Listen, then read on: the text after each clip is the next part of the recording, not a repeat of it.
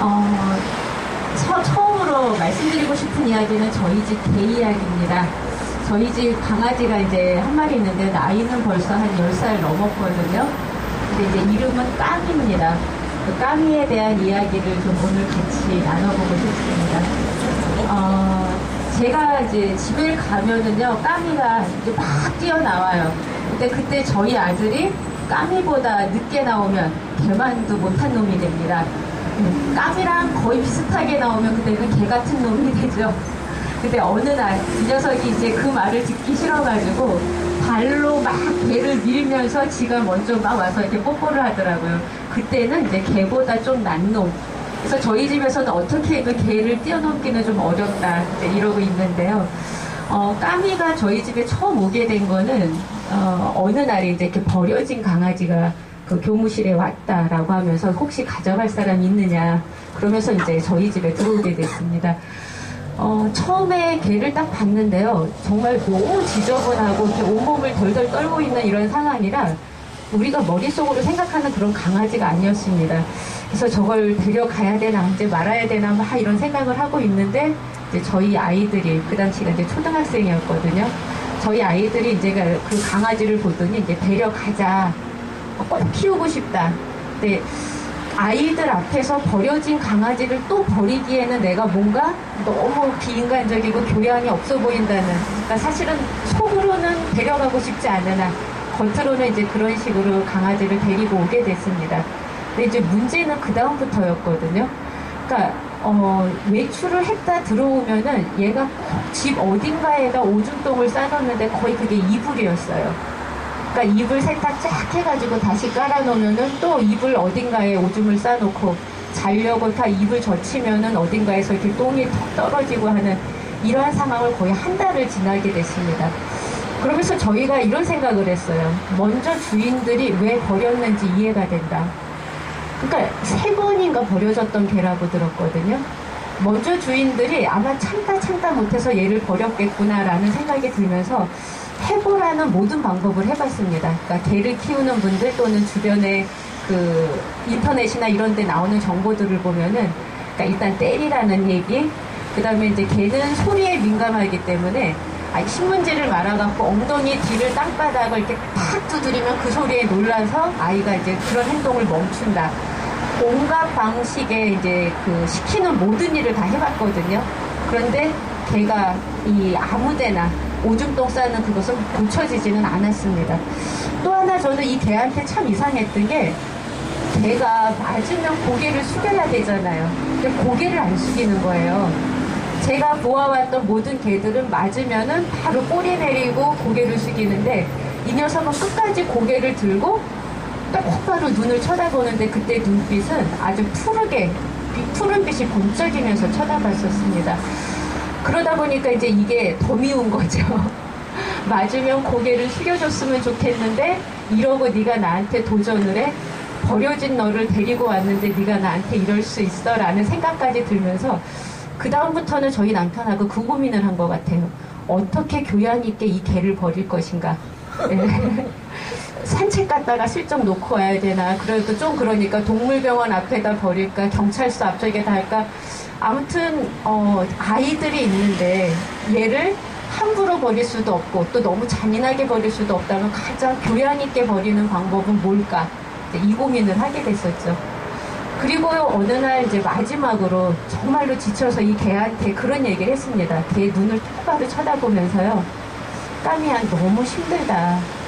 엄마가 너한테 딴 거 원하는 게 없는데 너가 오줌똥만 제대로 놓줬으면 좋겠어 라고 개를 쳐다봤는데 이 개가 제 눈을 똑바로 보는 거예요. 눈에 푸른빛이 돌지 않았습니다. 그리고 끊임없이 저를 바라보면서 제가 무슨 말을 하는지를 탐색하는 듯한 표정이 나타나기 시작을 했어요. 그날 제가 걔한테 그 호소를 했습니다. 엄마는 너하고 같이 살고 싶은데 제발 오줌똥만 제대로 가려줬으면 좋겠어. 그리고는 이제 아이들을 데리고 산책을 하고 들어왔는데요. 그때 첫 번째 기적이 일어났던 것 같아요. 그러니까 화장실 안에 그 타일바닥에다 얘가 오줌을 쌌습니다. 근데 그 순간 저는 굉장히 놀랐던 게 왜 얘랑 대화를 할 생각을 안 했을까? 왜 나는 얘를 개라고 생각했을까? 얘하고 소통하려고 나는 왜 한 번도 생각하지 않았을까? 어떻게 해서든지 저는 이 개를 내가 잡으려고 했고, 이 개를 어떻게 해서든지 내 말을 듣게 하려고만 생각을 했지, 이 개도 자기 생각이 있고 자기가 원하는 게 있고 우리 집에서 무엇인가 본인의 역할을 찾으려 한다는 거를 저는 잊고 있었다는 생각이 들었습니다. 분명히 개는 아마 우리 집에서 자기를 받아들여지지 않는다고 생각했기 때문에 끊임없이 저항을 했을 거고요. 그리고 그 과정 속에서 이 개는 내 영역이 확보되지 않는다면은 개의 습성상 끊임없이 오줌똥을 누면서 영역을 확보하려 노력할 수밖에 없었겠죠. 저는 그 이후에 까미에게 항상 눈을 보고 말을 합니다. 까미야 잠깐 기다려줄래? 라고 눈을 보고 얘기를 하고 손으로 여기에서 기다려줘 하면은 그대로 슈퍼마켓 앞에서 서서 기다립니다. 까미야 오른쪽으로 가줘, 이쪽으로만 가야 돼 라고 손동작과 함께하면 까미는 끊임없이 저를 탐색하면서 내가 원하는 게 뭘지를 찾기 시작을 했습니다. 그런데 훈련은 되지 않았어요. 손줘, 뭐 일어나 누워 이런 건 하나도 훈련되지 않습니다. 근데 까미가 저한테 원하는 건 지금 내가 뭘 원하는지를 끊임없이 저를 관찰하고 탐색한다는 거죠. 그때 저희도 달라진 게 있었습니다. 까미에게 명령을 하거나 지시를 하는 게 아니라 끊임없이 까미의 표정과 꼬리와 까미의 눈빛을 살피면서 까미가 진짜 원하는 건 뭔지 거기에 대해서 생각하는 그런 자세였던 거죠. 저는 요즘에 우리 까미만도 못하게 대우를 받는 수많은 학생들과 그리고 자녀들이 있다는 생각을 합니다. 아마 우리가 까미가 오줌똥을 싸는 일에만 집착을 했다면 끊임없이 까미와 갈등은 일어났을 테고 또 배변 훈련도 되지는 않았을 것 같습니다. 왜 이러는 거지? 라고 하는 이유를 생각하고 그 다음에 정말로 이 강아지가 원하는 것은 무엇일까? 그것을 생각하는 순간 우리는 서로 소통할 수 있었던 것 같습니다. 우리 사회가 그리고 또 우리의 아이들이 또 우리의 학생들이 정말 지금 무엇을 원하고 있을까? 그리고 정말로 지금 하고자 하는 것은 무엇일까? 저희 집에 있는 개만도 못하게 우리 학생을 대하는 건 아닌지 우리 아이들을 대하는 건 아닌지 그런 부분에서 한번 어떠한 부분을 생각해 볼까라고 하는 그런 고민이 듭니다.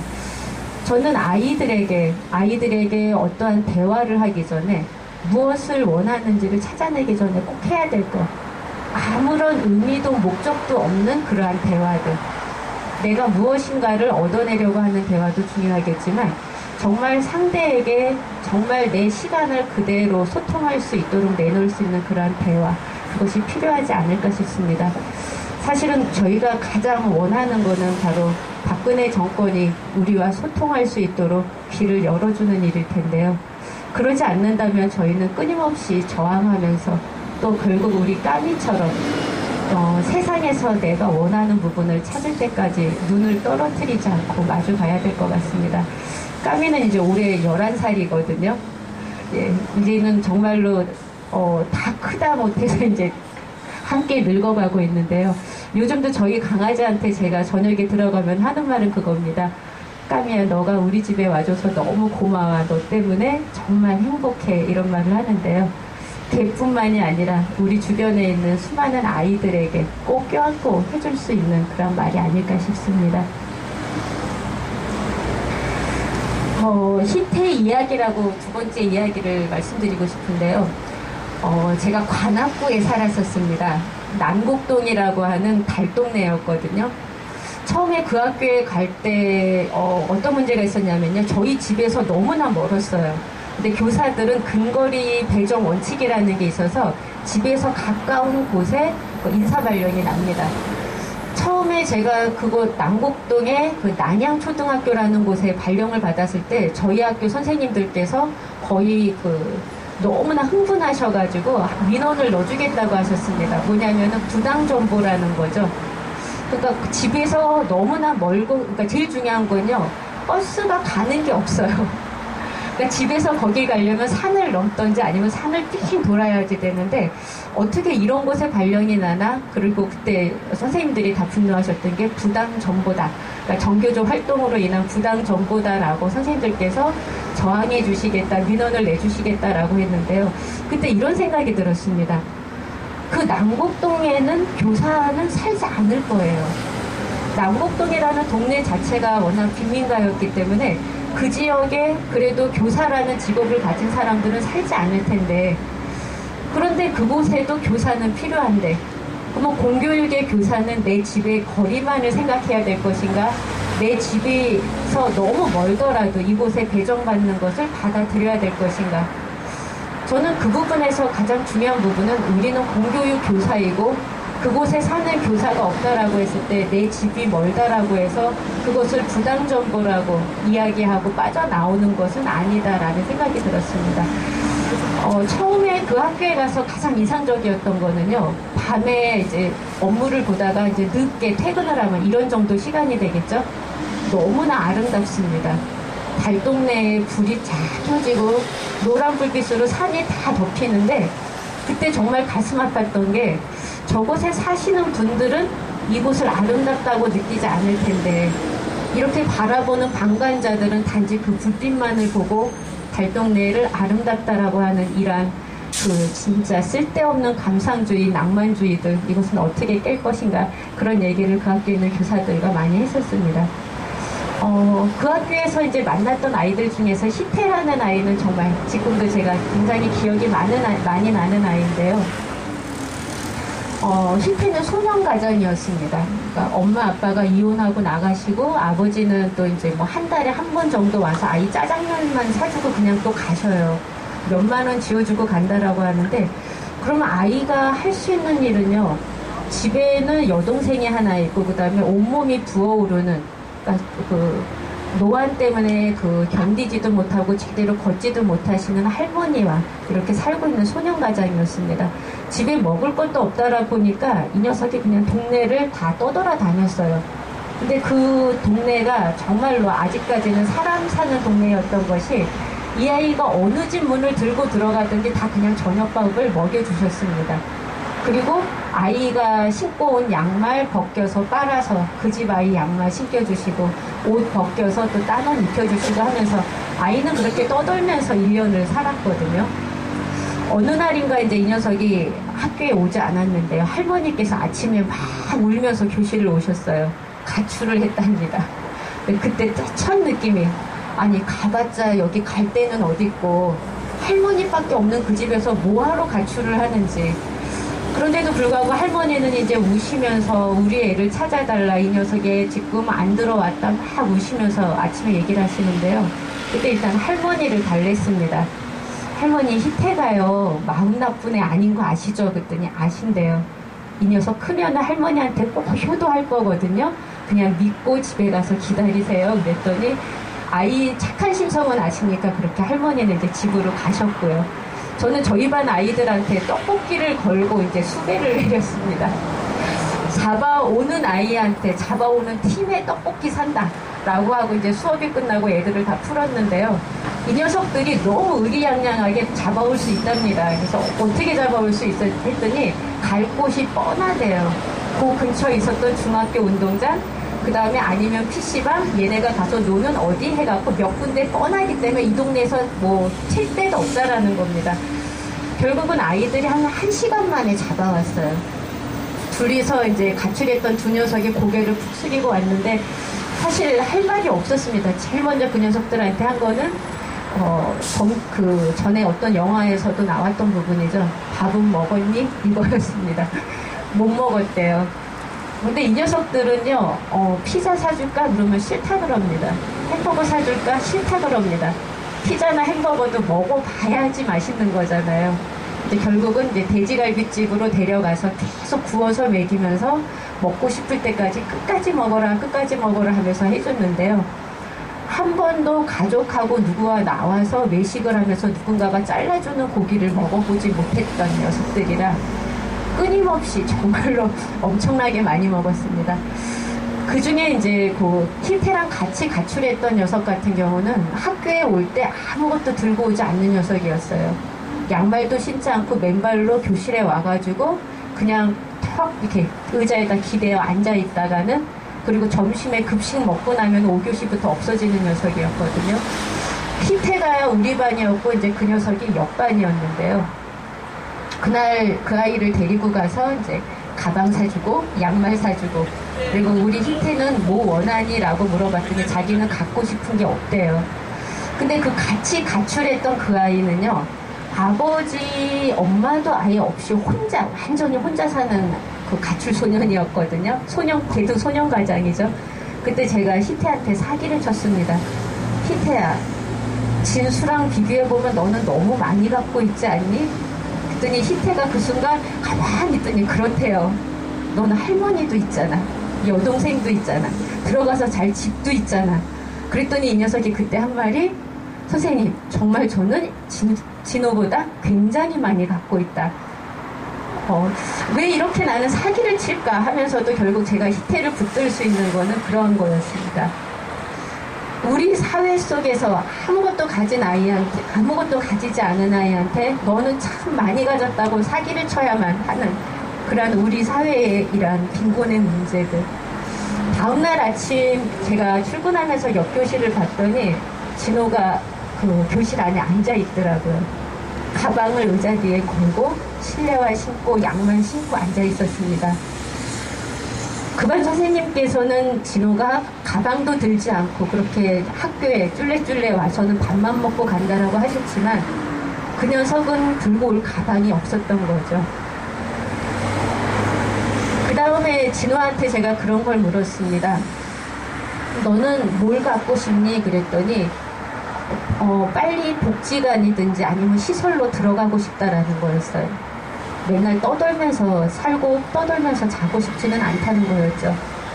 그리고 정말로 진호는 그리고 몇 달 만에 시설로 들어갔습니다. 그리고 이제 우리 희태는 무사히 6학년을 졸업하고 중학교에 갔는데요. 중학교에 간 어느 날 이제 그 아이들이 또 와서 희태의 사생활을 저한테 이르기 시작하는데, 선생님 희태가 담배 피다가 걸려서요 지금 정학받았어요. 그래서 제가 희태 좀 데리고 와라 그랬습니다. 그랬더니 이 녀석이 나타나질 못하는 거예요. 그러더니 어느 날 메일을 보냈습니다. 선생님 내가 담배 펴서 싫어요? 라는 한 줄이 써 있더라고요. 그래서 선생님은 너가 담배 펴서 싫은 게 아니라 너의 건강이 걱정될 뿐이고 너를 담배 피게 만드는 우리 사회가 싫어. 근데 너의 건강을 위해서 조금 담배는 줄여줄래? 라는 게 저의 그 부탁이었어요. 그리고 메일이 왔습니다. 담배를 끊겠다는 건 아닌데 선생님 담배 줄일게요. 그런데 이 녀석은 단지 갈 데도 없고 먹을 곳도 없고 의지할 곳도 없다는 이유로 아이들이 걷어다주는 담배를 핀다라는 것만으로 학교에서는 정학이 됩니다. 그리고 문제아가 됩니다.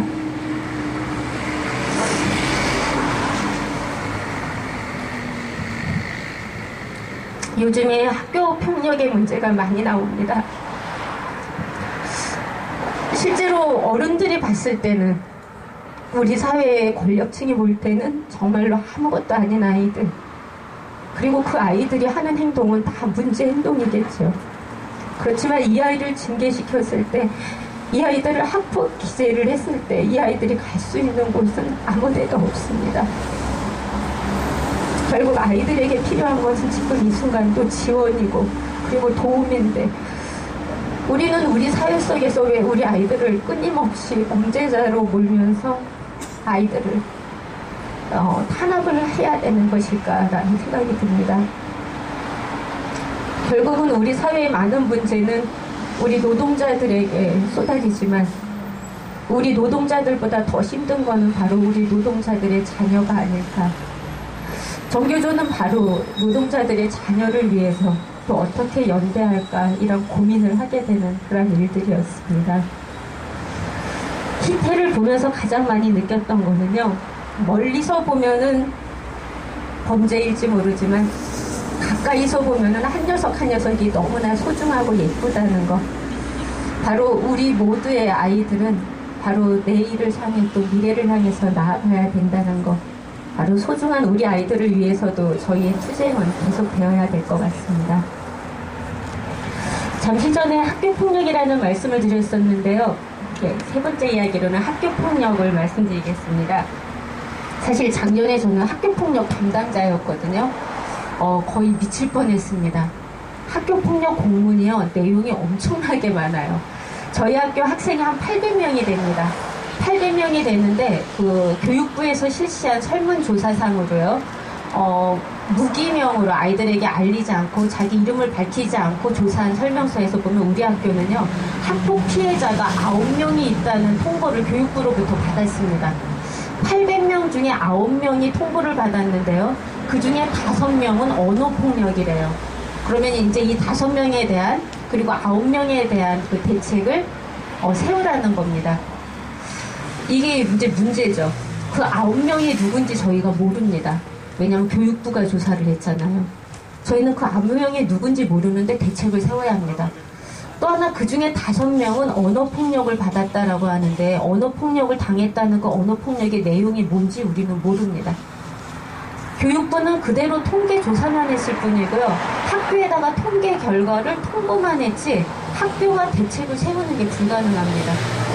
중요한 거는 교사를 빼버리고, 그리고 학교라는 이 단위를 빼버리고 교육부가 주관을 했기 때문에 결국은 통계 업체로 돈은 다 들어갔을 테고요. 그리고 이 학교 폭력이라고 하는 부분에 대해서 조절을 하기 위한 어떠한 지원도 학교에는 이루어지지 않았습니다. 결국은 지금 이루어지고 있는 일제고사나 아니면 이 학교 폭력의 문제는요, 통계업자와의 로비는 아닐까. 어떻게 이렇게 무수한 일들이 전국적으로 표본조사도 아니고 이렇게 이루어지는 것일까. 또 가장 중요한 거는 일제고사 보지 않고 그냥 담임한테 물어보면 다 알거든요. 3월 2주만 지나면은 우리 반에 누가 수학이 떨어지는지, 우리 반에 누가 국어가 떨어지는지 담임은 이미 다 알고 있는데 왜 담임을 빼버리고 일제고사를 보는 것인지. 마찬가지로 학교폭력 문제도 학교 안에서 이미 드러나 있는 부분들을 다 빼버리고 왜 교육부가 전수조사를 하면서 이런 통계 결과만, 수치만 우리에게 주는 것인지 굉장히 안타까운 일이죠. 그 중에 저희 아들이 어느 날 학교에서 오더니 엄마, 드디어 우리 학교가 학폭 1위를 했어요 이러더라고요. 제가 무슨 얘기야? 그랬더니 그 학교 선생님들께서는 처음에 교육부의 학폭 조사를 굉장히 긍정적으로 받아들이신 거예요. 그래서 최선을 다해서 교육부의 지침을 지키신 겁니다. 아이들에게 아주 사소한 거라도 너희들이 이거는 폭력이다 느껴지는 모든 걸 다 기록하라고 했답니다. 그래서 아이들이 다 기록을 한 거예요. 통계 결과로 나왔는데 그 지역, 경기도 지역에서 1위를 한 겁니다. 그러면은 이제 위에서 내려오는 거는 똑같죠. 이제 교육부에서는 학폭이 가장 많으니까 이제 대책을 세워야 되고 너희는 몇 %가 넘었고 온갖 이제 그 지시사항들이 학교에 도달을 했습니다. 그제서야 이제 그 학교 선생님들께서는 이건 아니구나라고 생각을 하신 거예요. 2차 조사를 하게 되는 날인데 설문지는 똑같습니다. 아이들에게 2차 설문지를 주고 담임 선생님들께서 이제 이런 설득을 하셨대요. 너희 학교에서 짜장면 시켜 먹고 그런다고 해서 걔네 일진 아니다. PC방 좀 간다고 해서 걔네 일진 아니다. 그러니까 이제 아이들을 어떻게 해서든지 그런 폭력이라는 부분에서 이제 빼기 위해서 선생님들은 설득을 하셨는데, 이제 바로 우리나라 고딩들의 그 재미가 이제 가속화되기 시작을 했습니다. 아이들이 우리 경기에서 1등 했으니까 한번 전국 1등에 도달해보자 라고 아이들이 완전히 똘똘 뭉친 거예요. 그 다음에 통계 결과가 수치가 더 올라갔습니다. 그러니까 이제 선생님들께서는 다시 3차 조사를 시작을 하신 거예요. 그리고 아예 방송으로 호소를 하셨답니다. 여러분, 이 결과는 여러분뿐이 아니라 우리 학교가 다 책임져야 됩니다. 폭력이라는 거는 이런 의미고, 학교 폭력이라는 거는 어떤 거고, 이런 거는 폭력이 아니고 이것도 아니고 이것이 학교에서 공개적으로 방송을 통해서 계속 설명이 나왔다라고 해요. 그러나 한번 단결하기로 한 아이들을 깰 수는 없었고요. 3차는 수치가 더 올라간 거예요. 그래서 드디어 전국 1등을 했답니다. 근데 저희 아들이 집에 와서 너무 아쉬워한 게 있었어요. 엄마, 인문계에서는 1등 할 수 있었는데요, 특목고는 못 깨겼어요. 왜냐면 민족사관학교는 딱 2명이 대답을 하고 2명이 학폭을 당했다라고 해서 걔네는 100%의 학폭이었거든요. 퍼센트로 자사고만큼은 못 이기겠다. 그래서 제가 저희 아이들한테 했던 말이, 야 임마, 이 대한민국에서 자사고는 특권충인데 인문계에서 그렇게 노력한다고 될 것 같아? 했더니 정말 엄마 현실의 벽이 높다는 걸 느꼈어요. 바로 그게 현재 이루어지고 있는 교육부의 학교 폭력 설문조사, 진상조사들입니다. 작년에 저희 학교 같은 경우도 교감 선생님께서 학부모들한테 계속 문자 메시지를 보내면서 학폭 설문조사에 참가해달라고 했습니다. 왜냐하면요, 많은 사람이 참가해야지 학폭을 피해를 받았다는 비율이 떨어지거든요. 그렇기 때문에 학교에서는 최대한 높이라고 하는 부분인데, 사실은 학교 폭력을 찾아내는 게 아니라 비율, 그러니까 통계 노름이죠. 그래서 저희 학교 같은 경우도 교감이 계속 문자를 보내면서 정말 몇 번을 보내면서 설문율을 높였는데, 나중에 제가 물어봤습니다. 몇 %까지 높이고 싶어요? 그랬더니 서울시 교육청이 80%까지 도달하라고 했다고 하더라고요. 학부모 80%가 학폭 설문조사 인터넷에 들어가서 할 때까지 끊임없이 이제 쪼는 거죠. 그렇게 해서 이루어지는 학폭이라고 하는 이 부분이 정말로 이 통계가, 그리고 이 정권의 이러한 학폭에 대한 대책이 의미가 있을까? 저는 학폭에 대한 부분에서 이런 생각이 듭니다. 바로 새로운 정권이 들어섰을 때마다 벌이던 범죄와의 전쟁이죠. 교육에 관련된 수많은 문제들을 다 덮어버렸습니다. 학생 인권을, 특권 교육의 문제를, 서열화 문제를, 일제고사의 문제를, 모든 것을 덮어버리면서 바로 범죄와의 전쟁을 선포하고 학폭이라는, 학교 폭력이라는 용어로 교육의 문제를 다 덮어버렸습니다. 범죄와의 전쟁이 선포되는 순간 수많은 사람들이 다른 정치적 이슈를 쫓아가지 못했던 것처럼 지금도 학교 폭력이라는 용어 하나에 다른 교육의 현안들이 다 죽어가고 있습니다. 부모님들께 무엇이 가장 걱정되냐라고 하면은 실제 아이가 지금 잠을 못 자고 입시 때문에 저렇게 시달리는 모든 걸 믿고 학교 폭력이 해결돼야 된다라고 합니다. 사실 초등학교에서는 학교 폭력이 거의 일어나지 않습니다. 그럼에도 불구하고 작은 사건 하나가 일어나면 학폭 자치위를 열고 경찰서에 신고를 해야지 됩니다. 교사가 상담을 하고 지원을 해주는 일은 이제 없어지고 모든 학생들은 성장 과정에 일어나는 작은 모든 실수가 다 범죄로 인식이 돼버리는 거죠. 저희는 이번에 정교조는 그 5월에 참교육 실천선언으로 평화협력학교 만들기를 선포했습니다. 학폭이라고 하는 저들의 논리에 뒤쫓아가다가는 교육의 문제는 끊임없이 왜곡될 수밖에 없을 것 같습니다. 사실은 학생 인권이 존중되는 그러한 학교에서는 학교 폭력이 일어날 수 없을 겁니다. 동전의 양면과 같은 인권과 폭력이라는 이 내용, 학생 인권은 반대하면서도 학교 폭력은 없애겠다라고 하는 이 부분의 폭력적인 정책, 결국은 우리가 학교라는 공간을, 우리 학생들의 삶을 얼마나 인권적으로 또 평화적으로 만들 수 있을까라는 고민으로 열어나가야 될 것 같습니다. 정교조에서는 참교육 실천으로 우리 아이들을 평화와 그 다음에 인권이 존중받는 그런 학교에서 살게 하도록 그렇게 5월에 참교육 실천 선언을 하기로 했습니다.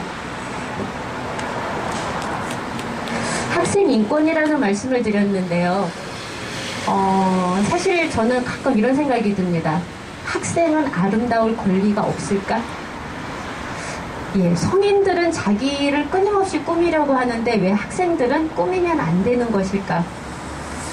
그 중에 하나가 저는 아까 남곡동 말씀을 드렸었는데요. 남곡동에 있는 아이들은 굉장히 커다란 귀걸이를 합니다. 그 다음에 화장을 굉장히 많이 시도합니다. 선생님들께서는 교문 앞에 서서 아이들 귀걸이를 잡아내고 하시는데 어느 날 제가 아이들에게 물었어요. 왜 그렇게 큰 귀걸이를 하니? 라고 했더니 귀걸이는 1,000원, 2,000원에 살 수 있는 물건이었습니다. 다른 돈이 없기 때문에요. 옷을 사 입거나 아니면은 멋있는 뭐 명품 뭐를 산다거나 하는 건 이 아이들은 생각할 수도 없는 일들이었거든요. 아이들이 자기의 개성을 실현하고 꾸밀 수 있는 거는 유일하게 귀걸이와 립스틱이었습니다. 그래서 저는 그 당시에 저희 교실에서의 미술 수업을 완전히 전환한 게 어떻게 귀걸이를 착용했을 때 가장 아름다울 것인가, 내 얼굴형과 내 옷과 나의 부분에 있어서 나는 어떻게 보이고 싶은가? 그러려면 어떠한 그 외모를 꾸미는 방법이 있을까? 옷은 어떻게 입을까라고 하는 생활 미술로 미술 시간을 전환했었습니다. 아이들이 나중에는요, 아주 잔머리를 쓰더라고요. 집에서 학교까지 올 때는 귀걸이를 빼고, 학교에서 교문을 지나쳐서 교실로 들어오면 다시 착용을 하는 겁니다. 아주 현명하게, 현실적으로 이제 아이들이 방법을 찾기 시작을 했는데요. 저는 아이들의 이런 부분에서 생각해 볼 것 중에 하나가 97년인가 독일에서 이제 결정됐던 것 중에 하나의 그 기사가 이런 게 있었습니다. 독일의 군인 중에 남성 군인들은요, 앞으로는 머리를 기를 수 있다라고 하는 그러한 기사였습니다. 뭐냐면은, 여군은 머리를 기르는데 남자 군인은 머리 길이에 대한 통제가 있었다는 거예요. 독일에서도요.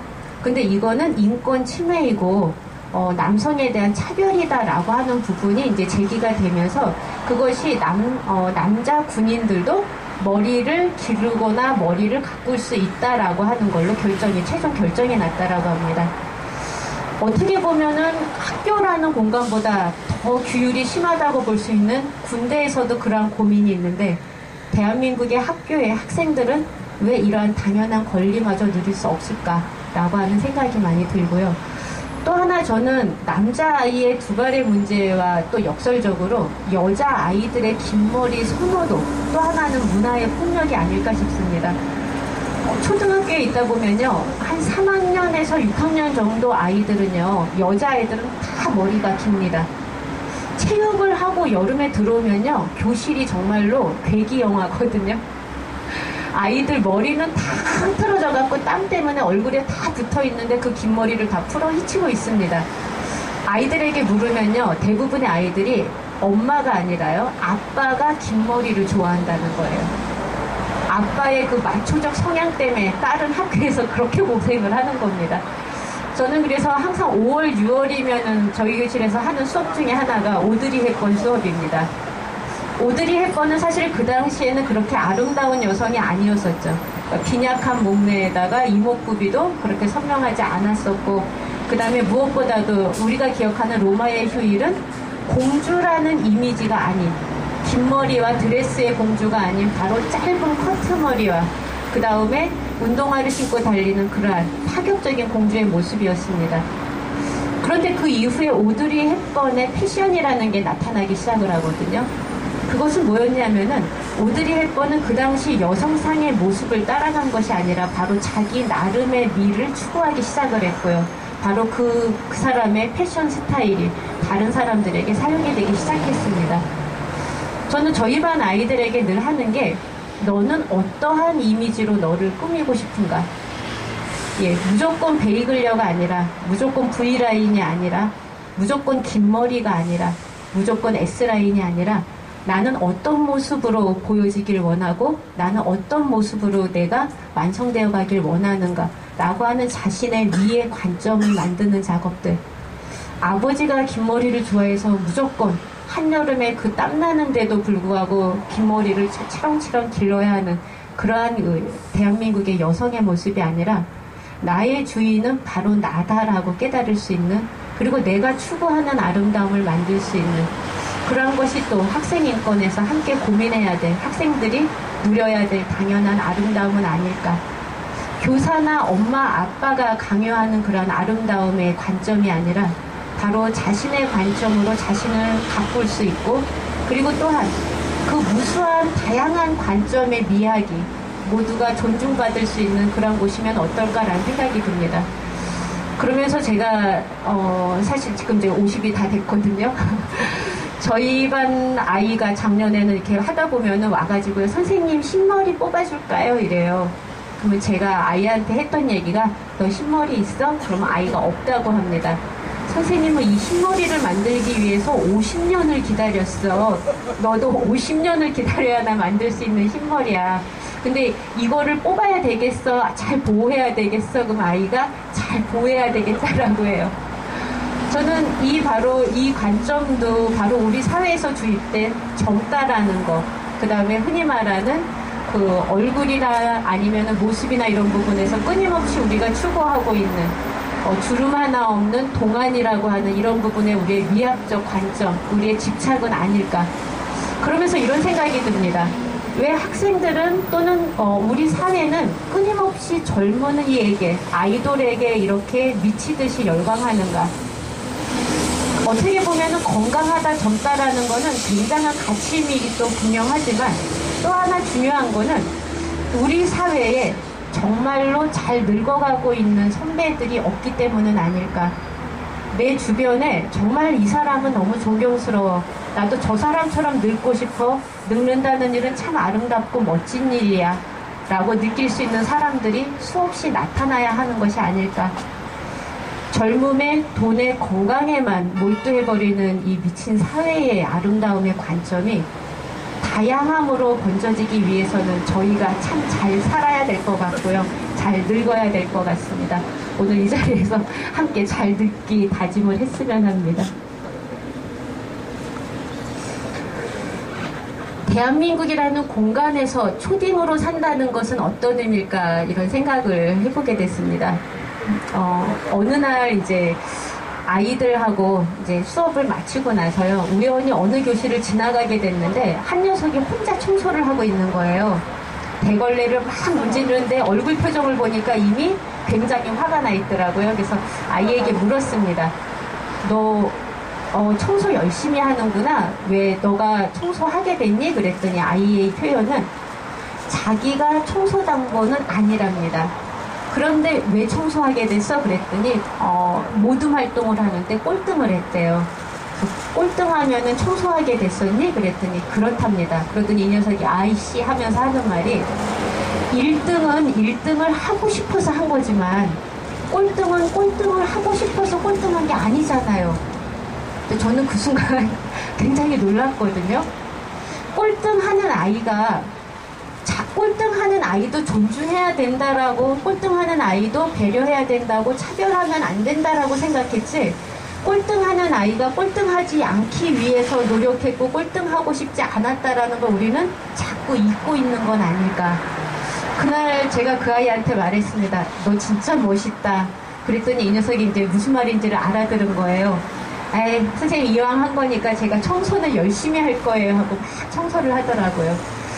정말로 우리 사회에서 정말로 비정규직이 되고 싶어서 비정규직이 되는 사람도, 해고가 되고 싶어서 해고가 되는 사람도, 그리고 저임금을 받고 싶어서 저임금을 받는 사람도 없을 것입니다. 그렇다라고 하면 우리 사회는 어떻게 공정하고 또 더 나아가서 정의로운 사회로 만들어가야 될 것인가. 바로 우리 아이들의 미래를 위해서도 저희가 정말로 더 고민하고 또 투쟁해야 되지 않을까 싶습니다. 작년에 저는 이제 과학을 가르쳤었는데요. 과학에서 그 지구본과 그 다음에 태양계라는 게 나옵니다. 지구가 똑바로 서 있는 게 아니라 지구가 삐딱하게 자전축이 기울어져서 태양을 돌기 때문에 지구에는 사계절이라는 게 나옵니다. 다 잊어버리셨죠? 지구가 똑바로 서 있었다라고 한다면은 지구가 태양 주위를 돈다라고 해도 받는 온도양이 똑같기 때문에, 태양빛이 똑같기 때문에 사계절이 없습니다. 하루하루가 계속 반복이 되는 거죠. 근데 지구는 자전축이 기울어진 상태이기 때문에 어떤 때는 햇빛의 양을 많이 받게 되고 또 어떤 계절에는 햇빛의 양을 조금 받게 돼서 겨울이 되고 여름이 되고 하는 그런 계절의 변화가 나타나게 됩니다. 그 과학을 다 배우고 난 다음에 제가 아이들에게 과학 시간에 배운 거를 자기 삶과 연결시켜서 시를 쓰기를 과제로 줬습니다. 그때 한 녀석이 썼던 시예요. 지구는 삐딱하다. 나도 삐딱하다. 지구는 돌고 있다. 나도 맨날 머리가 돈다. 지구는 사계절을 만든다. 나도 꼭 세상의 변화를 만들 거다. 바로 우리가 봤을 때는 삐딱하게 늘 돌고 있는 그 녀석들이 바로 우리 사회의 세상을 변화시킬 그런 주역들이 될 것 같습니다. 우리의 초딩들은 오늘도 이렇게 건강하게 자라나고 있는 것 같습니다.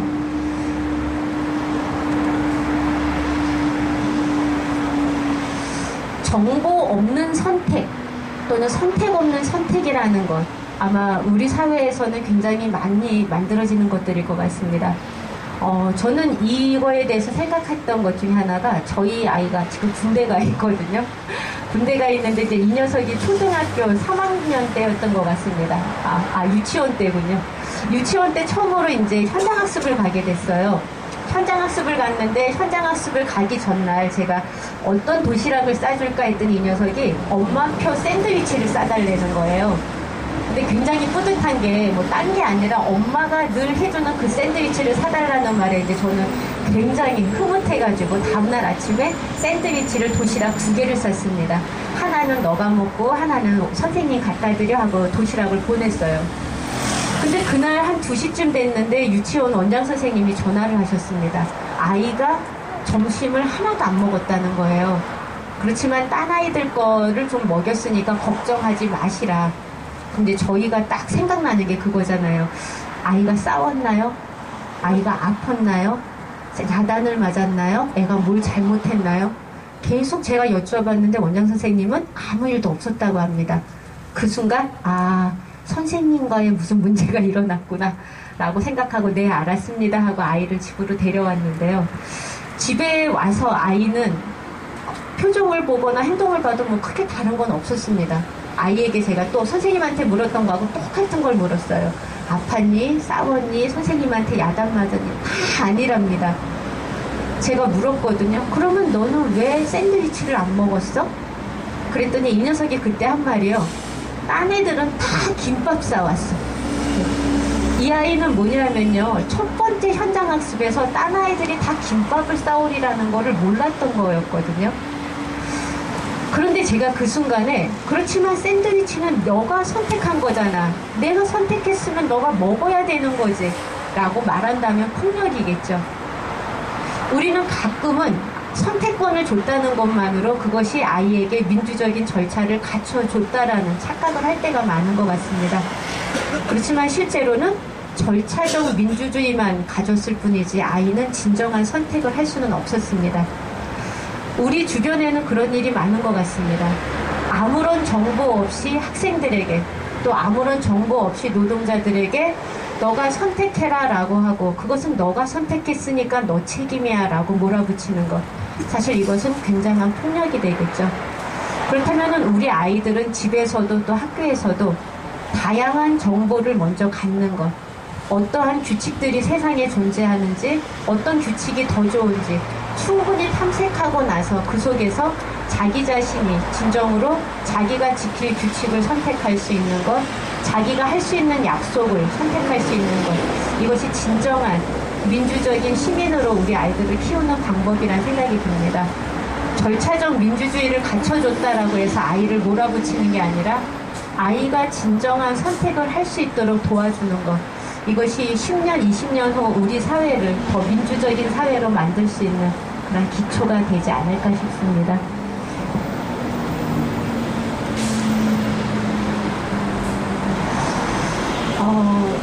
저는 아이들에게 필요한 것 중에 가장 중요한 것 중에 하나가 바로 실패라고 생각합니다. 근데 우리 사회는 아이들에게 실패의 기회를 별로 주지 않죠. 사실 아이들에게 뿐만이 아니라 우리 어른들도 끊임없는 서열과 경쟁에 놓여지면서 실패하는 순간 낙오가 되고 실패하는 순간 사회에서 쫓겨나게 되는 그런 위협 속에서 저희는 살고 있습니다. 이것은 학교에도 그대로 들어와 있어서요. 부모님들도 교사들도 아이가 실패하면 안 된다라는 강박관념을 굉장히 많이 갖고 계신 것 같습니다. 저는 저희 아이가 아주 어렸을 때였던 것 같아요. 어느 날 밤에 수박을 먹는데요. 아이가 너무 수박을 맛있게 먹는 거예요.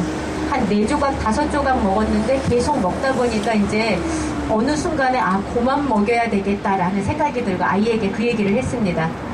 범우야 이제 수박 그만 먹자. 그랬더니 이 녀석은 더 먹고 싶은 거예요. 왜 그만 먹어야 돼요? 라고 묻더라고요. 그래서 제가 수박을 많이 먹고 자면은 밤에 오줌을 싸 그랬거든요. 그랬더니 그때 이 녀석이 저한테 했던 말이 엄마 제가 수박을 많이 먹고 오줌 싼 적이 있어요? 그래서 아니 그런 적은 없어. 그랬더니 그 다음에 이 녀석의 질문이 그러면 딴 사람들은 수박을 많이 먹으면 다 오줌을 싸요? 그래서 아니 꼭 그렇진 않아. 그런데 엄마는 그러면 왜 내가 수박을 먹었을 때 오줌을 쌀 거라고 생각하고 그만 먹으라는 거예요? 순간 할 말이 없더라고요. 그래서 에이 새끼야 먹어 막 이러고는 갖다 딱 주고 잠자기 전에 오줌을 నీ고 그리고 아이를 재웠습니다. 그 아이 말처럼 그날 밤에 아이는 오줌을 싸지는 않았거든요. 우리는 우리의 경험을 통해서 또는 우리가 알고 있는 어떠한 정보를 통해서 우리 아이들에게 많은 부분을 차단하고 있는 것은 아닐까 이런 생각이 듭니다. 어느 날 이제 유원지에 놀러 갔다가 아이가 그곳에서 파는 그 치킨 세트를 먹고 싶다라고 했어요. 치킨 세트는 사진으로 딱 보니까 정말 맛있게 생겼는데 저희가 유원지 음식이 어떤지 알잖아요. 그래서 아이에게 말했습니다. 여기에서 지금 저거를 시키면은 실제로는 저렇게 보이지 않고 아주 기름에 이렇게 쩔어있는 굉장히 맛이 없는 게 나올 것 같다. 차라리 집에 가서 엄마가 치킨을 한 마리 시켜줄 테니까 여기서는 그냥 간단하게 딴 걸 먹자. 근데 이 아이가 엄마는 여기에서 이걸 시켜봤어요? 그래서 아니 시켜보진 않았지만 그냥 사진을 보면 그럴 것 같아. 애 아빠도 이제 아이가 그걸 시키는 걸 반대를 했고요. 그렇지만 아이는 계속 그걸 먹고 싶다고 했습니다.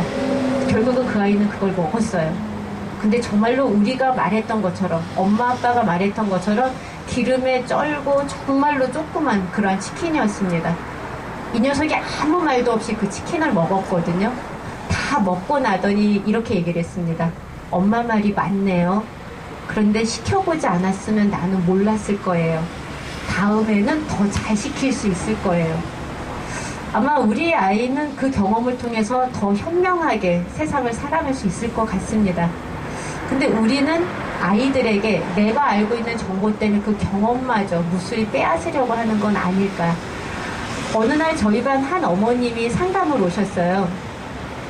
어머님 말씀이 아이가 굉장히 요새 고집이 심해졌다라고 하셨습니다. 어떤 고집이 심해졌나요? 했더니 굉장히 비가 오는 추운 날인데도 반바지를 입고 학교를 가겠다고 한다는 거예요. 엄마가 야단을 치고 긴 바지를 꺼내놔도 아주 지고집만 세운다라고 하십니다. 그래서 제가 어머님께 여쭤봤습니다. 어머니는 아이가 비 오는 날 반바지를 입고 가면은 왜 감기에 걸릴 거라고 생각하세요? 근데 순간 어머님이 너무 놀라신 거예요. 비 오는 날 추우니까 반바지 입고 가면은 감기에 걸리기가 쉽지요. 그래서 근데 어머니는 그걸 어떻게 아셨어요? 그랬더니 나도 어릴 때 그렇게 엄마 말 안 듣고 나갔다가 그렇게 춥고 감기에 걸리는 경험을 했었지요. 이러시더라고요. 그래서 그때 제가 어머님께 그 말씀을 드렸습니다. 어머님도 하셨던 그 경험을 우리 은지도 하게 해주세요. 어머님이 감기 한번 걸렸지만 세상을 보는 현명한 지혜를 가지시는 것처럼 우리 은지도 수많은 실패의 경험과 좌절을 맛보면서 세상을 살아갈 겁니다. 그렇다면 아이의 경험을 엄마의 경험으로 뺏지는 말아주세요. 아이가 그냥 춥고 감기에 걸리는 경험도 하도록 어머님이 허용해 주세요 했는데요. 그날 이후 어머님은 아이에 대해서 더 이상 간섭을 안 하신 것 같습니다. 아이는 현명하게 자기가 옷을 선택해서 입을 수 있었고 또 어느 날은 아마 감기에 걸릴 겁니다. 그렇지만 그 이후에 또 더 많은 지혜들을 키워나가겠죠. 바로 우리 사회에서 우리 아이들에게 어른들은 수많은 경험을 빼앗아 버립니다. 그래서 우리 아이들은 머리에 지식은 잔뜩 들었지만 그렇지만 지혜롭지는 못합니다. 어떻게 보면은 아이들에게 조금 덜 간섭하는 것, 덜 가르치는 것이 아이가 스스로 깨달을 수 있는 많은 길들을 열어주는 것은 아닐까 싶습니다. 바로 아이들에게서 실패를 뺏는다는 것은 아이의 성장을 빼앗는 일은 아닌가. 바로 우리 아이들은 다양한 실패 속에서 성장할 권리를 갖고 있는 것은 아닐까라는 생각이 듭니다.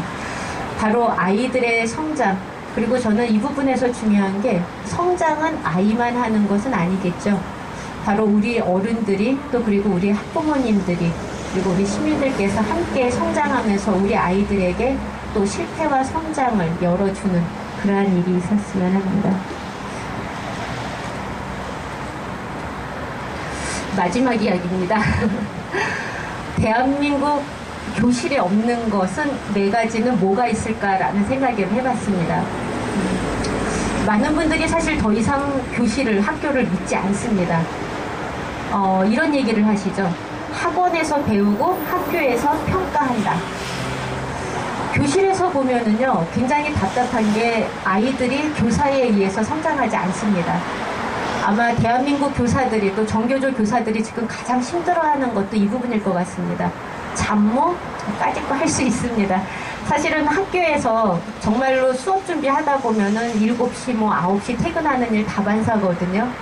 저희가 분명히 근무 여건 개선 투쟁을 하고 임금을 올려달라, 보수를 책정해달라 요구를 하고 노동자로서 요구를 하지만 사실 그것이 그렇게 힘든 그런 영역들은 아닙니다. 가장 중요한 거는 내가 일을 하는데 보람이 없다라고 하는 부분이 아닐까 싶습니다. 현재 대한민국의 그 수많은 교육 정책의 가장 큰 부분은 교사에게서 보람을 빼앗아갔다라는 겁니다. 이 정책 속에서 하게 되면 끊임없이 아이들을 경쟁시키고 서열화시키고 내 점수를 매달려야지 되고 교원평가를 잘 받아야 되고 성과급을 많이 받아야 되고 많이 받고 싶지 않다 하더라도 자존심이라는 부분 때문에 신경을 안 쓸 수는 없는 그 과정에서 중요한 거는 학생이라는 존재가 없어져 버렸다라는 거죠. 어떻게 보면은 교육이라고 하는 부분은 우리 사회의 노조 중에서도 조금은 다른 그런 방식의 노조일 것 같습니다. 정교조도 생산을 합니다. 그러나 정교조가 생산하는 것은 바로 우리 사회의 미래입니다. 그게 현재 법의 노조화를 추구하고 있는 정권의 가장 정교조를 두려워하는 이유이기도 할 것 같습니다. 바로 미래를 생산하고 있는 노동자들이 아무런 보람을 느끼지 못한다. 이거는 참 슬픈 일이면서도 또 반드시 해결해야 될 그런 문제는 아닌가 싶습니다. 중요한 것은 학생을 가르치는데 학생이 성장하지 않는다라는 겁니다.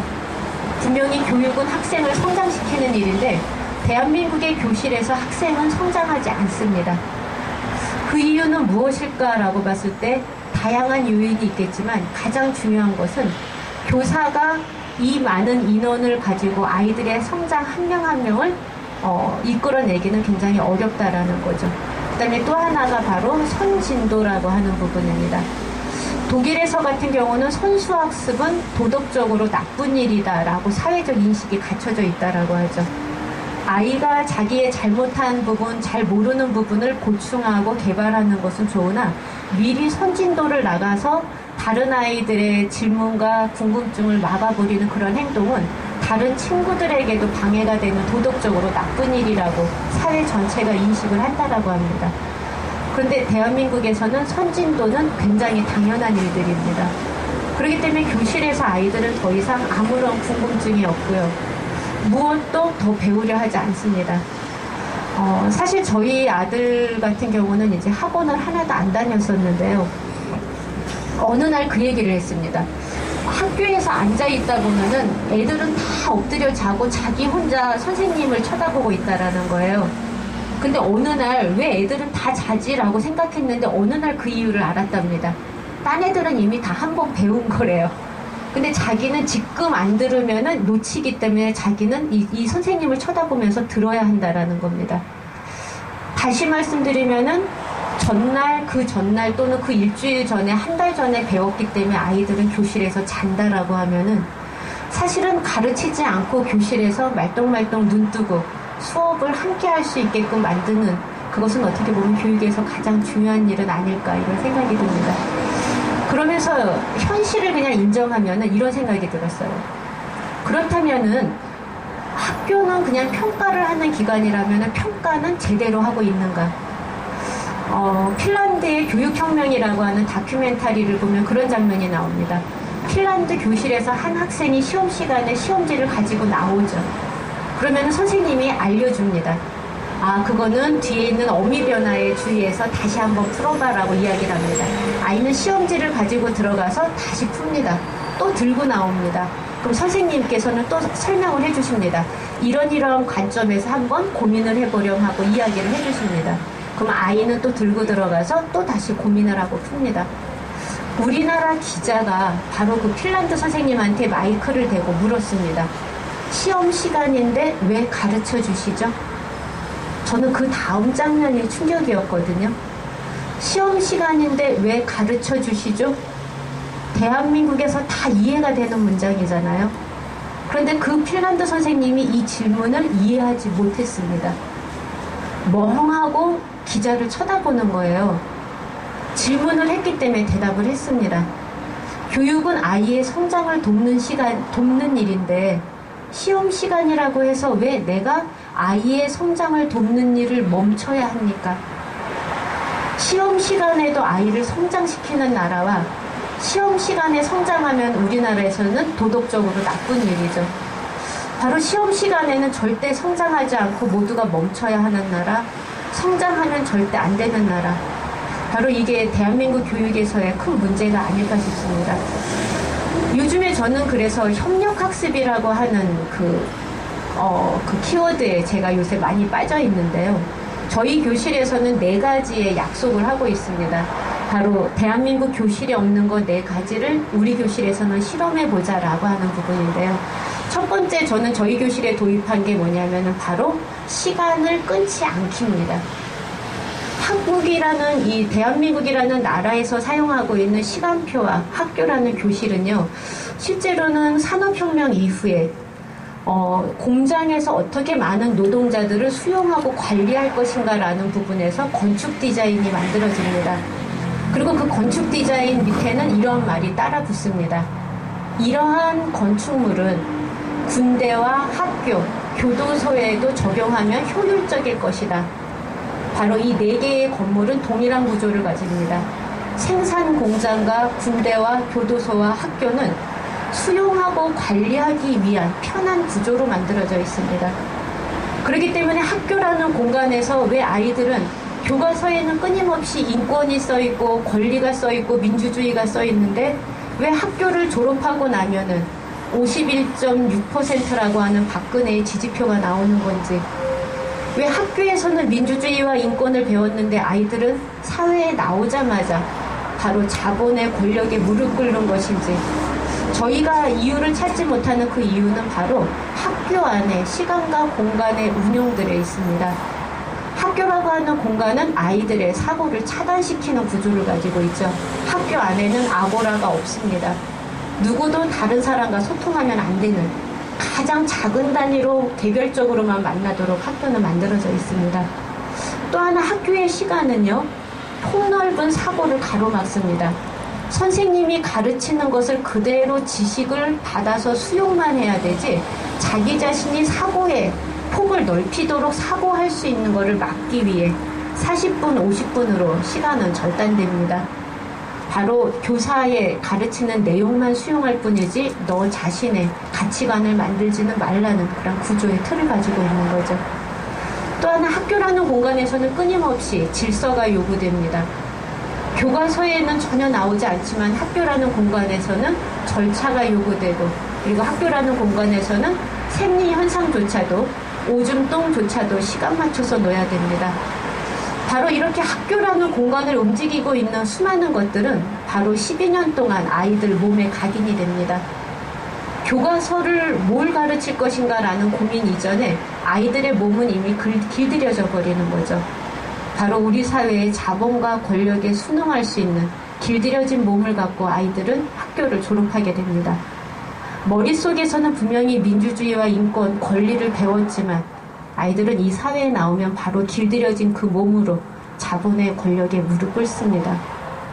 바로 우리 사회의 보수가 왜 이루어지고 있는지, 어떻게 박근혜가 독재자의 딸이 또 이렇게 대통령으로 당선되는지라고 하는 거는 바로 학교라고 하는 공간의 구조와 그곳에서 움직이고 있는 기본적인 시스템 때문입니다. 저는 그래서 교실에서 바로 이 시스템을 깨는 작업, 그것을 협력학습이라고 생각을 합니다. 재밌는 게요, 박근혜 공약에 끼를 살리는 교육의 1번이 협력학습입니다.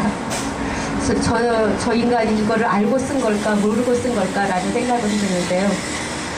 첫 번째, 저희 교실에서는 시간의 통제를 없앴습니다. 미술작품을 2시간 만드는 게 아니라 시간은 열려져 있기 때문에 2주라는 기간 동안 아이들은 끊임없이 생각을 하면서 작품을 만들어갑니다. 끝장 토론이라는 시간 동안 아이들은 2시간 안에, 80분 안에 토론을 해서 끝을 내는 게 아니라 오늘 토론하다가 막히면은 내일 조사해올 내용을 조사하고 다시 끝장 토론은 오늘 마무리하지만 다음날 또 이어지고 또 이어지고 한 달이 계속 이어집니다. 교실에서 분절적인 시간표, 교실이라는 공간의 그런 나누기라고 하는 부분을 교실에서 계속 없애버리는 작업들이죠. 적어도 우리 교실에서 우리 아이들이 더 이상 길들여지지 않게 만드는 작업입니다. 두 번째, 저희 교실에 도입한 거는 친구의 것을 보기입니다. 컨닝이라고 하는 것이 나쁜 것이다라고 개별화시키는 우리의 한국의 교육제도는요, 한 공간에 교실 안에 20명이 30명이 함께 공부함에도 불구하고 아이들은 다 개인적으로 배우고 개인적으로 학습을 하는 구조로 아이들을 분리시킵니다. 그렇기 때문에 교실 안에서 서로가 경쟁자가 돼버리는 거죠. 저희 교실은 한 달이라는 기간, 때에 따라서는 한 달 반이라고 하는 프로젝트로 진행되기 때문에 아이들은 늘상 남의 것을 보게 됩니다. 내 거를 봤는데 저 친구 거를 보니까 저 친구 거는 더 좋아? 그러면 내 거를 바꾸는 거죠. 내 거를 바꿨는데 내 거를 보고 저 친구가 또 바꿔요. 여기서 이루어지는 게 교사가 권력을 잡고 가르치는 게 아니라 아이들이 서로 상호작용을 하면서 서로에게 배우는 관계들이 만들어집니다. 교사가 권력을 갖고 있는 순간 교권과 학생인권은 충돌하죠. 그렇다라고 하면은 학생인권과 교권이 충돌한다면 학생인권을 버려야 되는 게 아니라 교사의 교수법이 변경되어야 합니다. 학생인권을 더 이상 누르지 않는 방법으로 교사가 학습 방법을 전환시켜야 되는 거죠. 바로 저희 교실에서 이루어지고 있는 협력학습이라는 시도는 그러한 작업입니다. 교사가 더 많이 안다는, 지식을 갖고 있다는 이 권력만으로 교사가 수업을 주도하는 것이 아니라 학생과 학생이 어떻게 서로를 가르치게 할 수 있을 것인가 라고 하는 부분으로 교실의 학습을 전환하는 겁니다. 세 번째, 저희 교실에서 도입한 건 바로 대화입니다. 저희 교실은 수다라는 표현을 씁니다. 한국의 교실에는 대화가 없습니다. 20, 30명을 몰아넣어놓고 대화하라는 것 자체가 애초에 불가능한 일이죠. 교실에는 끊임없이 문답이 있습니다. 교사가 질문하고 아이는 답하고 교사는 다시 질문하고 아이는 답하는 문답이지 대화가 존재하지 않습니다. 그럼에도 불구하고 대화라고 하는 것은 인간을 진정으로 성장시키는 작업들입니다. 아마 여기 계신 동지들께서도 혼자 고민하는 게 아니라 다른 동지와 토론하며 내 생각이 정교화되고 내 생각이 확장되는 경험들을 가지셨을 겁니다. 바로 우리 아이들에게 지금 필요한 거는 바로 아주 깊은 대화들입니다. 저희 교실에서는 그래서 늘 대화가 열려 있습니다. 열려 있는 것뿐만이 아니라 활동을 할 때는 반드시 친구와 대화한다는 게 저희 교실의 규칙입니다. 마지막 하나가 바로 실패를 반복하기입니다. 미술작품을 할 때 아크릴 물감으로 아이들이 그림을 그렸으면요, 바꾸고 싶으면 언제든지 바꿀 수 있도록 흰색 아크릴 물감이 교실에 굉장히 많습니다. 흰색을 덮어치워서 말려서 다시 위에 또 시도하고 또 시도하고 또 시도하는 거죠. 바로 실패를 반복할 수 있는 권리가 주어졌을 때 아이들은 무모한 도전을 시작합니다. 그 이전에는 어떻게 해서 내가 완성을 해서 점수를 받을 것인가 라는 것만 고민을 했는데요. 바로 무모한 도전을 하고 실패를 해도 다시 재기할 수 있다라고 하는 것이 허용되는 순간 아이들은 다양한 디자인, 다양한 방법을 도전하고 실험하고 그리고 가장 좋은 것들을 만들어내기 시작을 합니다. 결국은 교사가 주도하지 않아도 아이들은 그 속에서 서로에게 많은 부분들을 주고받으며 배울 수 있는 거죠. 협력학습을 하면서 제가 가장 크게 느꼈던 부분은 이런 거였습니다. 어느 날 저희 반 아이들이 이런 협력학습 과정을 통해서 만들어진 작품을 보고요. 저희 학교 교장 선생님이 그거를 학교에 기증해달라 하신 거예요. 왜냐면 아이들이 너무 잘 만들었거든요. 끊임없이 지우고 다시 만들고 남의 거 보고 보충하면서 만들었기 때문에 2주, 3주의 과정 속에서 아이들의 작품은 굉장히 뛰어났습니다. 근데 제가 저희 교장 선생님한테 했던 말은 이거였어요. 아무리 작은 것도 사유재산입니다. 그러시면 안 됩니다. 그리고 저희 반 아이들에게 물어볼게요 라고 하고 교실로 갔습니다. 아이들에게 물었습니다. 너희가 만든 작품을 교장 선생님이 학교에다가 기증해주면 전시하고 싶다는데 어떠니? 라고 제가 아이들에게 물었어요. 저는 그때 제가 굉장히 놀랐던 게 아이들이 다 네 하고 대답을 했습니다. 아이들이 2주, 3주를 정말 정성을 다 들여서 만든 건데 아이들이 조금도 망설이지 않고 네라고 말을 했거든요.